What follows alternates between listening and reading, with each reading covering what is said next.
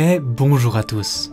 Il y a quelques jours, pour pallier au confinement, je regardais un petit live de Zerator, quand soudain, un petit truc m'a chiffonné. Les mangonos, attends, les mangonos! Ça va tirer. Les mangonos qui tirent! Les quoi? Ah, c'est peut-être gagné sur cette action de mangonos! Ça, des mangonos?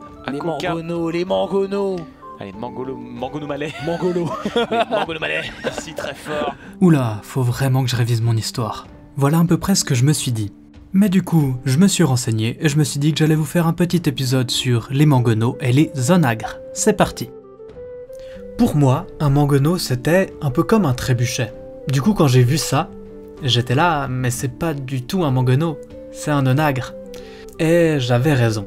Un mangono, ça ressemble quasiment en tout point à un trébuchet, c'est-à-dire une sorte de catapulte fixe qui tire des rochers grâce à un contrepoids.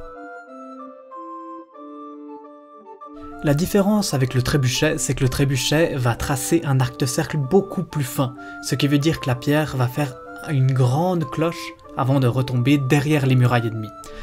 Le mangono, lui, va plutôt faire un grand arc de cercle, ce qui va pouvoir donner de la vitesse à la pierre et donc, logiquement, permettre de l'envoyer moins en cloche mais plus droit, directement sur les murailles pour les faire s'écrouler et ensuite faire rentrer le reste de l'armée. Du coup, on est quand même assez loin du mangono d'Age of Empires, qui est plutôt une arme efficace contre les armées, qui ressemble à une catapulte et qui tire plein de petites pierres comme ça par-dessus. Mais du coup, ce qu'on voit dans Age of Empires, c'est quoi? Eh ben, c'est tout simplement un onagre. D'ailleurs, le mangono dans Age of Empires évolue en onagre. J'imagine qu'ils ont fait ça car il fallait une sous-évolution à l'onagre et ils se sont dit bon bah paf, mangono. Mais ils ont pas si tort que ça car vous savez les écrits qu'on a du Moyen-Âge sur les armes de siège sont très flous. Il y aurait des sources qui diraient qu'à l'époque une baliste ça tirait des cailloux et une catapulte ça tirait des flèches, des carreaux plutôt. C'est pas sûr, les historiens sont pas totalement d'accord là-dessus mais tout ça pour vous dire qu'on a un peu tout et son contraire niveau indication.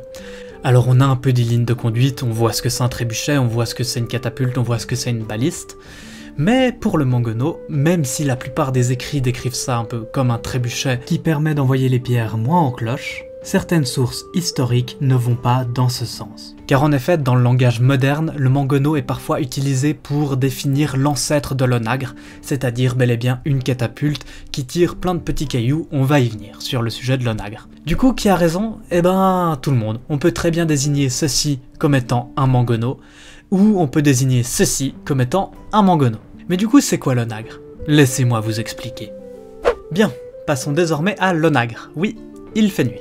Si la plupart des sources placent le mangono comme un espèce de trébuchet, l'onagre est quant à lui clairement une catapulte. Mais il y a également de nombreuses sources qui indiquent le contraire. En effet, certains écrivains définissent l'onagre comme un scorpion, comme une baliste, comme une catapulte, comme un trébuchet.